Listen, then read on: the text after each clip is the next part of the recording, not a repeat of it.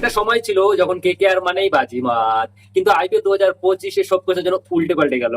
হার, ভুল সিদ্ধান্ত আর ব্যর্থতা ব্যাটিং এবং কেকেআর এবং নতুন রূপে ফিরতে চাইছে এবার কেকেআর। কিন্তু প্রশ্ন হচ্ছে কে কে দলে থাকবে আর কে কেই বা বাদ পড়বেন, সমস্ত কিছু জানবো আজকের এই ভিডিওতে। ভাই, তার আগে ভিডিওতে একটা লাইক করে দাও, চ্যানেলটাকে সাবস্ক্রাইব করে দাও। তো চলো ভিডিওতে যাওয়া যাক। আইপিএল 2025-এ প্লে অফে উঠতে পারেনি কে কে আর। দলের ব্যাটিং লাইন আপ একেবারে ভেঙে পড়েছিল।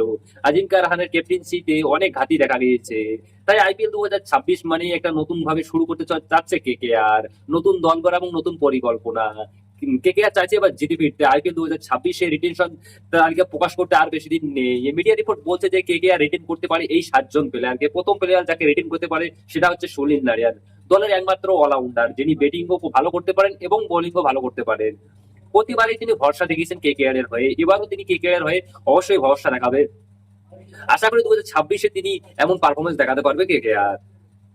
আঙ্কেল রঘুবংশী তরুণ প্রতিভা ভবিষ্যতের জন্য কেকেআর জন্য বড় মুখ হতে চলেছে। তারপর বরুণ চক্রবর্তী, যিনি বিপক্ষ গোল খাওয়াতে একদম উস্তাদ।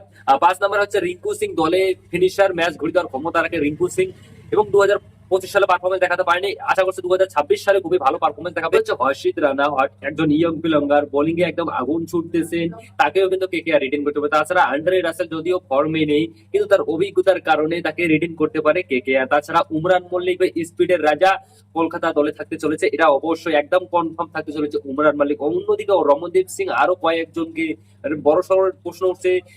এরপরে কেকেআর ম্যানেজমেন্ট চাচ্ছে যে একদম নতুন ভাবে দল সাজাতে। তোমার মতে কি মনে হয় যে রমনদীপকে কি ছাড়বে কেকেআর কি ছাড়বে না? কমেন্ট করে অবশ্যই বলুন।